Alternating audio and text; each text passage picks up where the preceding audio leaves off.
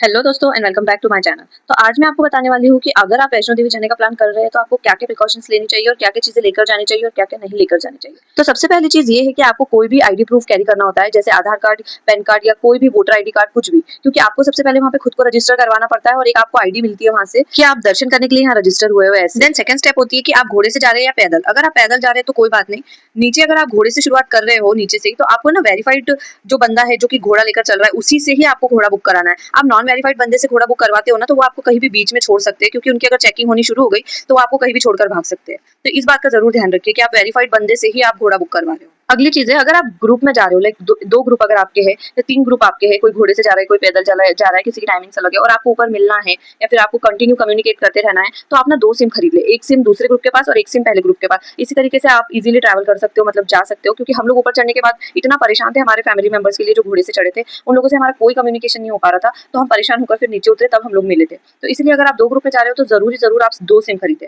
और अगली चीज है, कोशिश करना कि आप रात भर रेस्ट करके सुबह सुबह 4-5 बजे से चलने की शुरुआत करें, तो आपको ये सब चीजें इजी पड़ती है, क्योंकि आप एनर्जेटिक रहते हो और थके हुए बिल्कुल नहीं होते हो। हम क्या करते हैं, ट्रैवल करके आते हैं और सीधे चलना शुरू कर देते हैं, तो इससे आप ज्यादा थक जाते हो। तो इसीलिए आप रेस्ट करके चढ़ोगे तो आपको ज्यादा डिफिकल्टी नहीं होगी। अगली चीज है, अगर आप पैदल चल रहे हो या आप कैसे भी चल रहे हो, तो आपको ना हैवी बैग कैरी करने की बिल्कुल जरूरत नहीं है। लाइक उसमें हम खाने का ले लेते हैं, पीने का ले लेते हैं, ओढ़ने आड़ने का ले लेते हैं। हाँ, स्वेटर वगैरह तो आपको लेना ही पड़ेगा, वहाँ कभी कभी ठंड लगने लगती है ज्यादा, तो पर अदरवाइज आप खाने पीने की चीजों की बिल्कुल चिंता ना करें रास्ते में, और वहां पर पहुंचकर भी खाने की बहुत सारी चीजें अवेलेबल होती है और वो भी रीजनेबल प्राइसेस पे, ज्यादा बहुत कॉस्टली कुछ भी नहीं होता है। और पानी के लिए हर जगह पर ऐसे फिल्टर टाइप लगे हुए, तो इजीली पानी भी अवेलेबल होता है। तो भारी वजन ले जाते हैं बैग वगैरह, तो उसको लेकर कैरी करके घूमना बहुत दिक्कत होती है, तो आप बैग ना भी ले तो चलेगा।